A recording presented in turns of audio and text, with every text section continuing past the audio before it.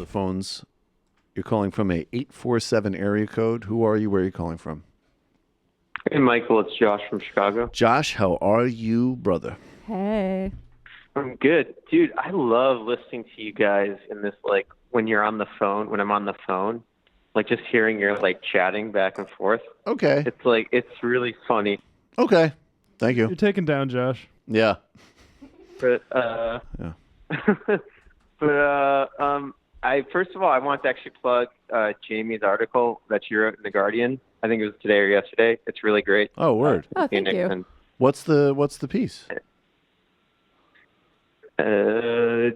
Plug it. About Cynthia Nixon and why Hillary endorsed Cuomo over Cynthia Nixon.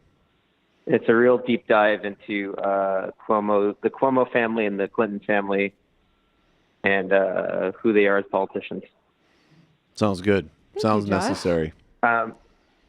Yeah, I think Cynthia Nixon, I've got my left critiques of her, but she's definitely better than Cuomo. And also she's a woman, which Hillary has in the past emphasized as, we need to get more women into office.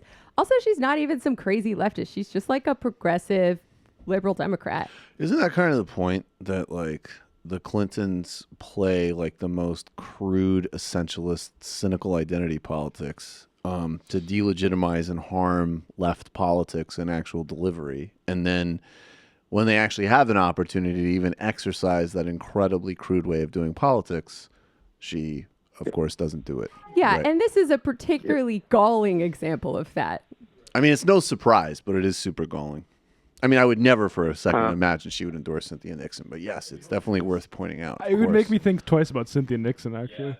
That's true. If Hillary endorsed Cynthia Nixon, you would have to be like, wait a second. Yeah, things are nice and clear here. Right.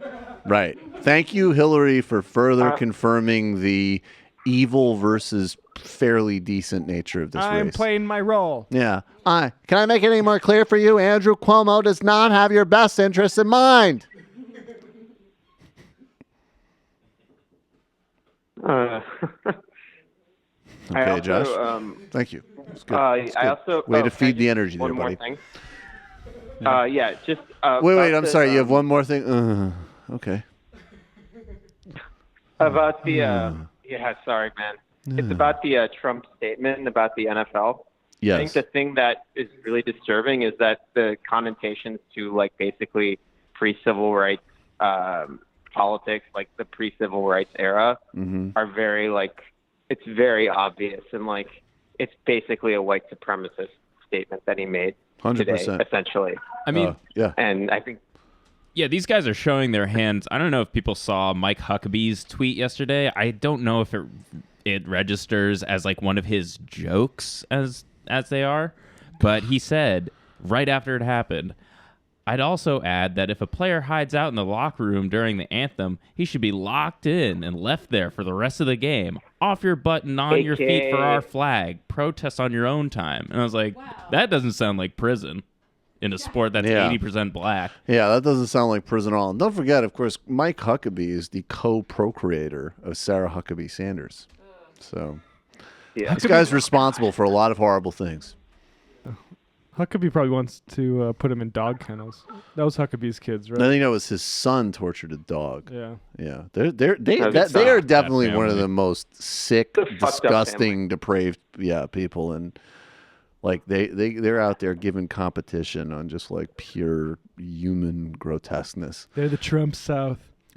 Wow, Trump South. I fly my kids to Africa to kill endangered species, but they're more down-home people. Their kid just throws rocks at stray dogs. Huckabees, or as I like to call them, the Confederate Trumps. I call them the Confederate Trumps, and it's great. Was it him who drove somewhere with a dog on the roof of his car? No, that was Romney. What is it with these people? I was like, get on the top of the car, Fido. Nobody cares. You get some air up there. Who let the dog up on the top of the roof? Who gave the dog a panic attack? Who terrified the dog? Who? My favorite meat, hot dog. My favorite dog, race dog. You know that I would be shocked if Mitt Romney didn't have like a bunch of like sort of like subtle, like cruel sort of things he did to just sort of like let the pressure out of his personality. Like, like bully gay kids in school. Right, exactly. I remember when I was a young man, I don't look upon this with pride, but it sure was fun to crush up a can of soda pop and throw them at homeless people. There you go, Josh. Yeah, thank you. There you go. There's that smile. There, Josh can stay on the line. Did you hear the first one? It was literally like, He's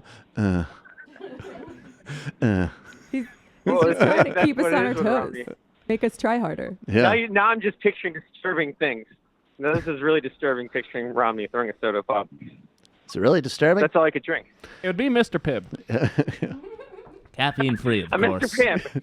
He's just like trying to like cheer up. He's like, don't worry. He's like trying to cheer up one of his friends. Like, I'm sure you'll get it off the wait list to Brigham Young. Come on. Let's go crush up some Coke cans and chuck them at some homeless people. All right, brother. Thanks for the call.